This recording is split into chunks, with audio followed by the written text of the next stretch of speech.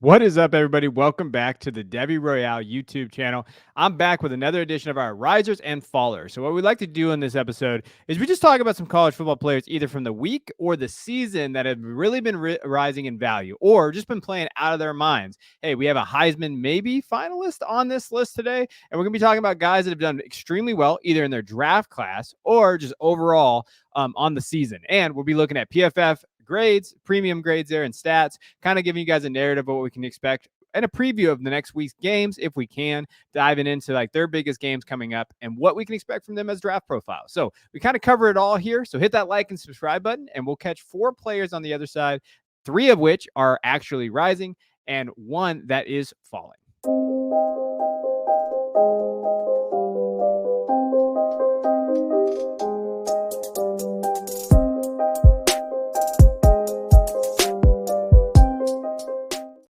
All right, so we're going to go over our Devy risers and fallers, or college football risers and fallers, and we're going to start with risers first. So we're going to talk about who do we think is rising in value, and we're going to start with Brian Thomas Jr. Now, Brian Thomas Jr. is a wide receiver for LSU, 6'4", 205.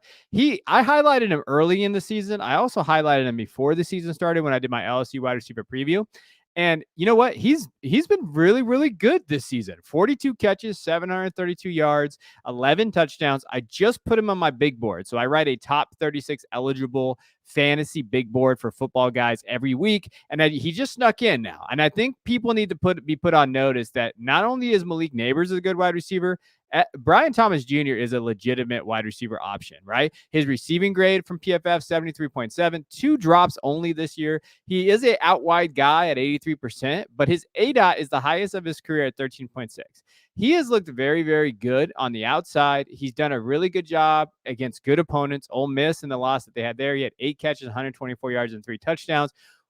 Arkansas, 5 catches, 133 yards. You like what he's been able to do with the targets that he's earned. And he's just a really, really good athlete. Like, I think the one thing that stands out about him is like his ability to kind of go over the top of the defenses.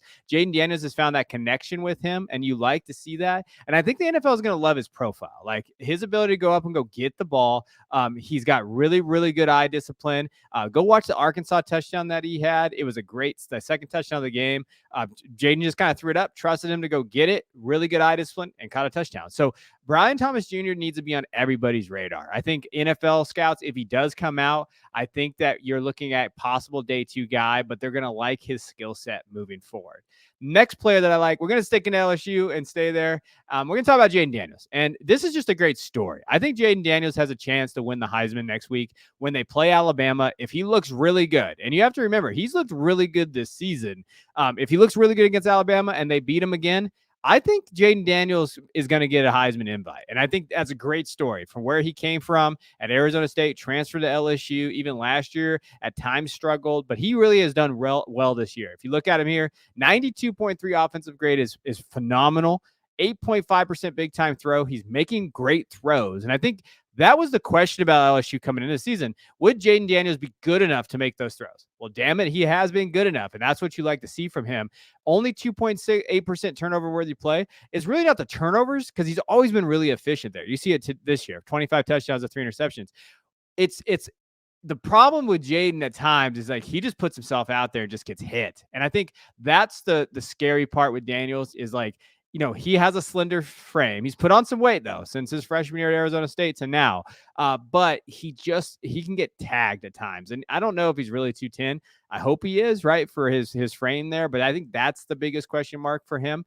But his offensive grade under pressure has also improved. It's the best of his career. So if you're noticing the trend here, that's really, really good in terms of what he's been there. Now, he is a 5th-year guy, right? So he started Arizona State, then he transferred to LSU. He's been there for 2 years. He was at Arizona State for 3. So there is question marks. Analytics guys are not going to like his age, but you have to give him his flowers. He's playing very, very well. He has a huge week this week. If he can go out there and beat Alabama, we like to see that, right? Against ranked opponents this year, though, he has been really efficient. Florida State was a loss, but 300 yards, a touchdown. Ole Miss was a loss, but he threw for 400 yards and 4 touchdowns. And in Missouri, Missouri's looked very, very good in the SEC this year. 259 yards, 3 touchdowns was one of the most efficient games that he's had as a Tiger. So huge game this week. We're going to see if Jaden Daniels can step up and possibly go win this Heisman. Next guy that we have to give a shout out to because I I liked Ollie Gordon a second. Last year, I talked about him kind of being as that guy to kind of stash away, before the season started as just a recruit. I liked him as a recruit. Didn't get a ton of run last year, as you see, 61 attempts, 305 yards.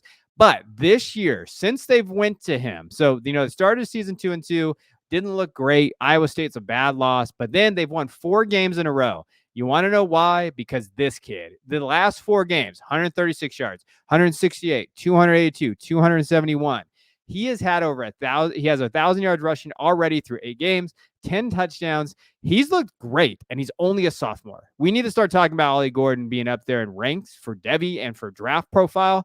I'm really, really liking this 25 class. It's really shaping up at the running back and wide receiver position really strong.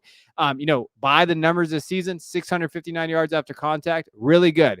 He looks the part. When you're talking about making guys miss, his ability to kind of run through guys, he has that.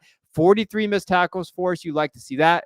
Explosive runs have been there, right? When we think of like explosive runs and we're talking about like, what do we expect from him? I don't think explosiveness was a huge part of his game coming out, but his ability to make guys miss, he's had some great, great touchdowns. If you go watch the Cincinnati game where he had a great run within the 9-yard line, making guys miss, you like that. His elusive rating's fine. Like it's not going to, come off the page, but 141.4 is what you like to see. We got to talk about Ollie Gordon now as a legitimate NFL. I think we're starting to get into NFL asset, right? And I think that's something that you like to see if you have Ollie Gordon on one of your guys' rosters out there. All right. Let's talk about a faller. And I think I'm going to make my co-host Christian Williams mad with this one. And it's not about how he's been playing. So I want to make sure before I put him up here that all of you know it's not about how he's been playing, because I think he's actually been playing pretty well.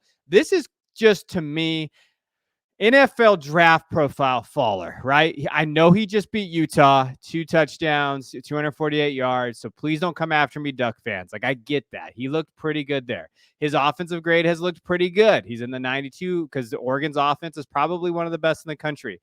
Is 8.1% big time throw. Turnover worthy play percentage is actually really good. He only has 1 interception.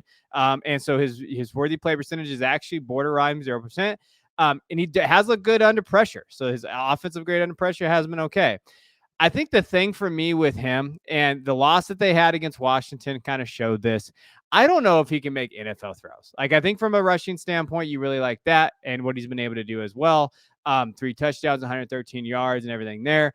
I just don't think he's an NFL guy. And I think from like a perspective, I think he's a very fine college football player, right? I think he has the most starts of any quarterback in college football history. He's about to. So when you're thinking of like, hey, he's been in the league, in college football for 5 years, I think he's going to be a very capable backup, right? And maybe he starts some games. Like a Sam Howell type prospect is probably what his ceiling could look like. Now, I'm not going to be definitive on that yet because, hey, you still got the pre-draft process, everything there. I do think Oregon can make a run down the stretch in the Pac-12, but I just don't know. I just don't see it from an NFL perspective. I think that's my biggest concern with Bo Nix.